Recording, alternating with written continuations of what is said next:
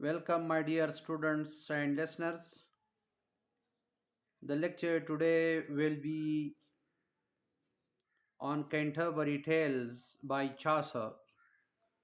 Geoffrey Chaucer. Geoffrey Chaucer was born in 1340 and died in 1400. He has written a masterpiece, which name is Canterbury Tales. The Canterbury Tales is a collection of 24 stories written in Middle English by Geoffrey Chaucer. This book is regarded as the masterpiece of Geoffrey Chaucer and a mirror to the society of the Middle English period or the age of Chaucer. These stories are mostly written in verse, though some are written in prose also. And in Canterbury Tales, it is a storytelling contest by a group of the pilgrims as they traveled together from London to the Canterbury. Canterbury is the name of a place to visit the shrine of Saint Thomas Becket. Thomas Becket is the name of a saint who is buried in Canterbury. So the pilgrims, along with Geoffrey Chaucer, were on the way to Canterbury. They wanted to visit the shrine of Saint Thomas Becket.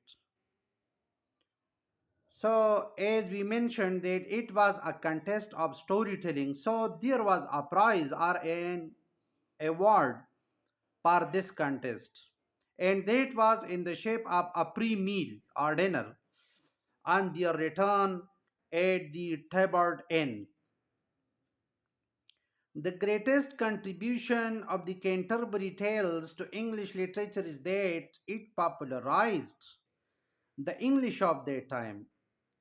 And English was our vernacular, means a language of a very low importance in those days.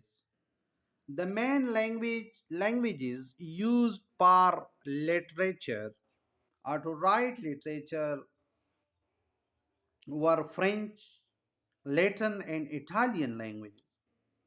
And it was Canterbury Tales through which English appeared on the horizon of literature.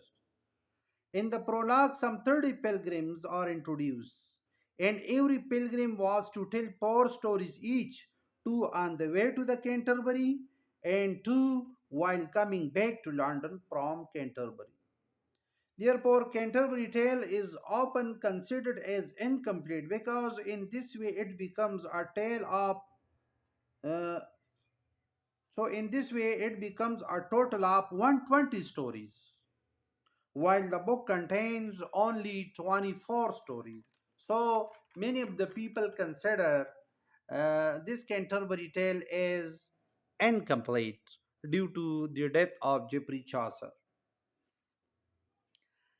The Canterbury Tales can be considered a portrait gallery because the prologue, which introduces the diverse group of the pilgrims, acts like a mirror to the 14th century English society. Chaucer describes each character's appearance, social status, occupation, and personality so clearly as we think we also dwell among them. The collection of pilgrims span different social classes, from the knight and prioress to the miller and the wife of Bath, showcasing the wider range of people in medieval English and the people in the mm, society of his time. Chaucer has exposed every aspect of each character, even their status, mannerism, clothing, etc., as he is painting a picture of his society.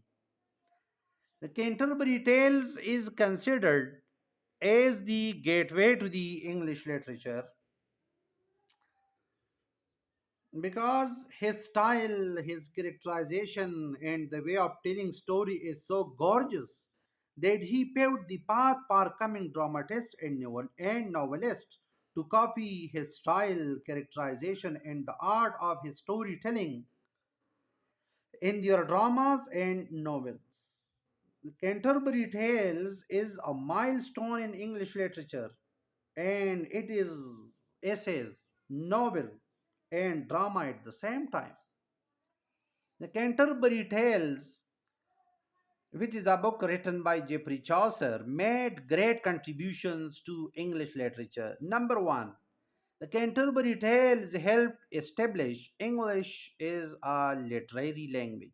As we mentioned before, that mainly Latin, French, and Italian languages were used for literature.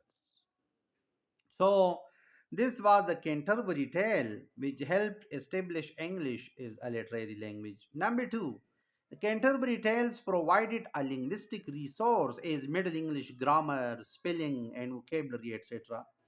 Number three, iambic pentameter. Chaucer was among the first users of iambic pentameter in English literature. And number four, Canterbury Tale present a variety of literary poems as religious legends, romances, etc.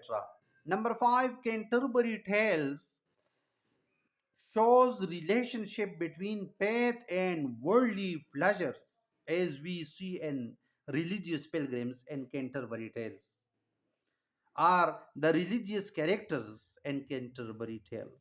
And number six, and the most important, is that capturing and painting the society of his age.